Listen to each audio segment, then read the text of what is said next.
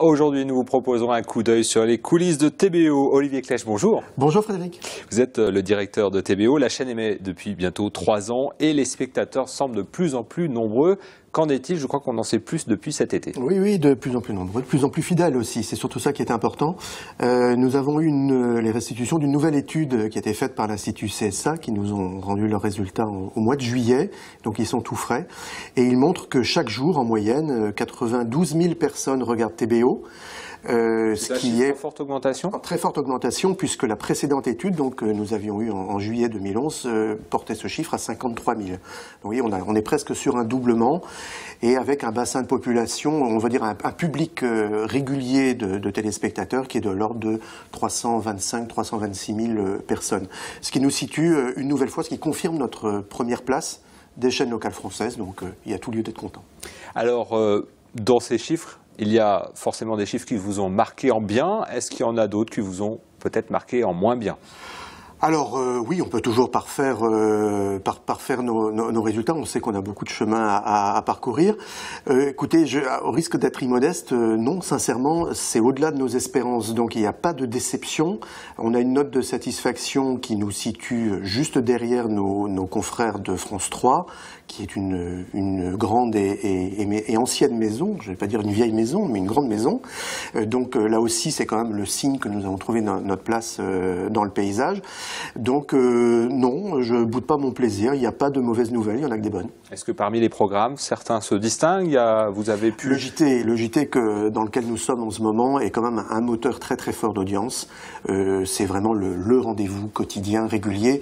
Et je pense que les Finistériens sont très attachés aussi à l'information de proximité, c'est quand même ça l'essentiel. Bon, le JT justement, on en parle puisque dès lundi prochain, il y aura une nouvelle tête sur TBO. Il s'agit de Julie Sicot qui présentera justement ce JT. Alors, pouvez-vous nous la présenter?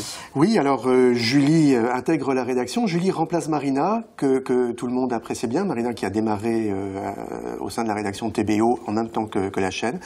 Et puis qui nous a quittés, mais on reste excellents amis, qui nous a quittés pour rejoindre le pool de reporters de France 2. Bon, elle poursuit sa trajectoire que je lui souhaite brillante et je suis sûr que ça va être le cas.